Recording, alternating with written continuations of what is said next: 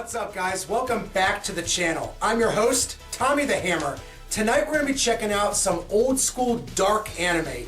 This one in particular is called Goku Midnight Eye, and it also happens to be by the same director behind Wicked City and Vampire Hunter D Bloodlust. Two prolific anime movies that I happen to think are freaking classics. But this one in particular, this mini-series, I've never actually watched it in its entirety. I've only seen bits and pieces of it throughout the years, and I like what I saw. I love old school, retro, dark anime. Now, since YouTube seems to have issues with anime trailers and your videos might get banned in certain countries for using, movie footage and clips and trailers and things of that nature, I'm going to go ahead and just skip that altogether.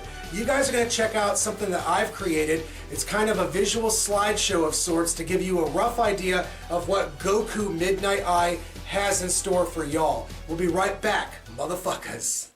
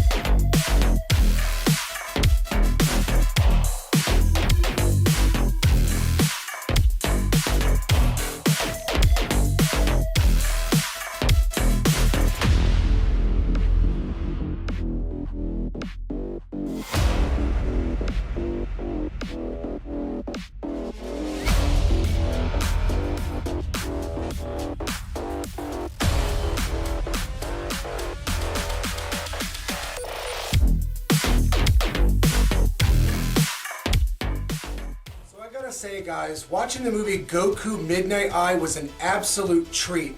It sent me back to my early teenage years where I would watch these kind of underground, independent, dark adult animes on local access networks, or I would get the VHS copy through a local comic book store like Spellbinders here in Kent, Ohio. These were considered very avant-garde and taboo here in the States, and it was well before anime itself kind of blew up into the mainstream and became immensely popular in the mid to the late 90s with things like Pokemon.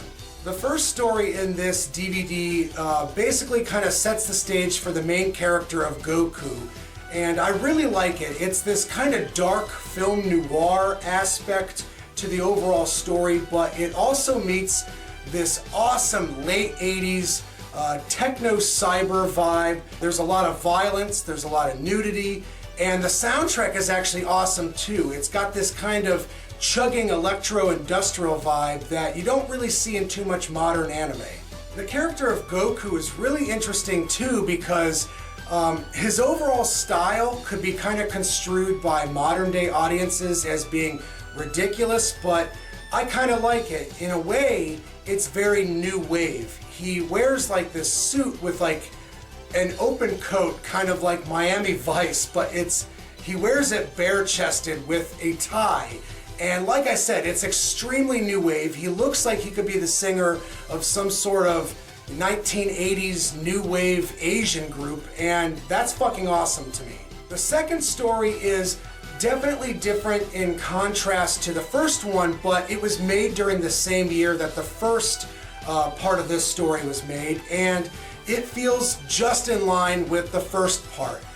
It concerns a character by the name of Ryu, who's kind of going through some sort of metamorphosis and transformation, and it's awesome. It's super dark. Both of these stories are very adult in subject matter. They're super violent. This is an excellent movie and a perfect addition to anyone's ever-growing anime collection. Out of 10 stars, I could give Goku Midnight Eye a solid 8.5, almost a 9 out of 10.